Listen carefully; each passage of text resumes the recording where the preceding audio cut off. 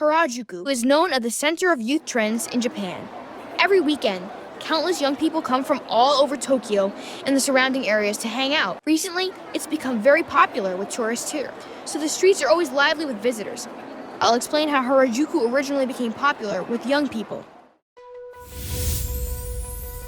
After Japan lost World War II in 1946, it came under the control of the United States and other Allied powers. Under the occupation of the Allied powers, Japan began its journey towards recovery and rebuilding as a democratic nation. Facilities were built all over Japan for the foreign soldiers and their families stationed there. Near Omotesando, a huge housing complex was built for U.S. military families, taking up a massive plot of land. They had everything they needed right there. 827 housing units, shops, a school, a church. It was like a giant American town appeared in the middle of Tokyo. This American town was called Washington Heights, and Japanese people weren't allowed in.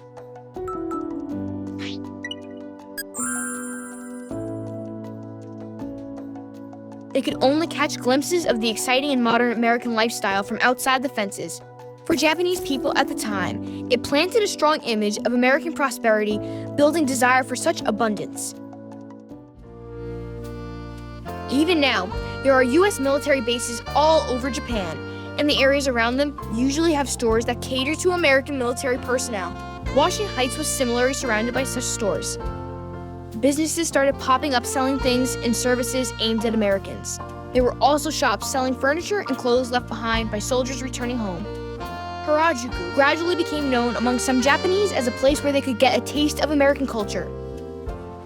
You might be wondering if Washington Heights is still there today. Unfortunately, it's not. In 1961, with the Tokyo Olympics approaching, the Japanese government took the land back and repurposed the buildings to house the coming Olympic athletes. But there's still one place in Yoyogi Park where you can get a feel for what it was like back then. The house that the Dutch Olympic team used during the Games has been preserved to this day. After the Olympics ended, the athletes' village was torn down and turned into a park. That's how Yoyogi Park, as we know it today, came to be in 1967.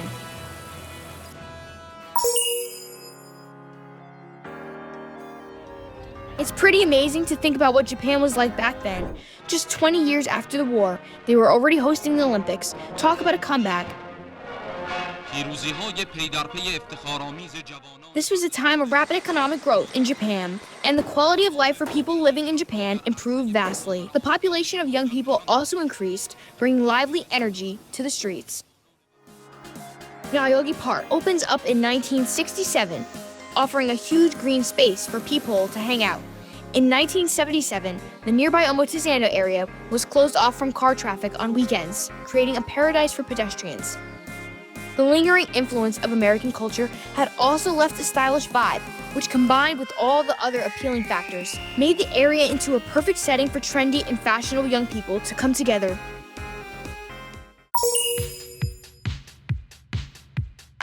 Lifestyle changes also had an impact on the growing popularity of the area. Portable cassette players were getting smaller and cheaper, so walking around while listening to music became common. This was totally new. Music wasn't just entertainment anymore. It was a way for young people to connect with each other and express themselves. What did young people do with this new pedestrian paradise and portable music culture? They started forming dance teams and putting on shows right there on the street. A lot of them were middle and high school students who were too young to get into discos, so this was their place to dance. They wear crazy outfits, some they designed themselves, and some they bought from a shop on Takenoko Street called Boutique Takenoko. That's how they got their name, the Takenoko-zoku, or bamboo shoe tribe. They were all over TV and in magazines, and it became a huge social phenomenon. You'd have 100,000 people crowding in just to watch them dance on the weekends. And guess what? Boutique Takenoko is still there on Takenoko Street today, so you can check it out for yourself. While the Takenoko-zoku were expressing themselves through dance and music on Omotesando in the 80s, other groups of young people were also making their mark through fashion around Takenoko Street. Fashion magazines were all over this, featuring the creative styles coming out of Harajuku.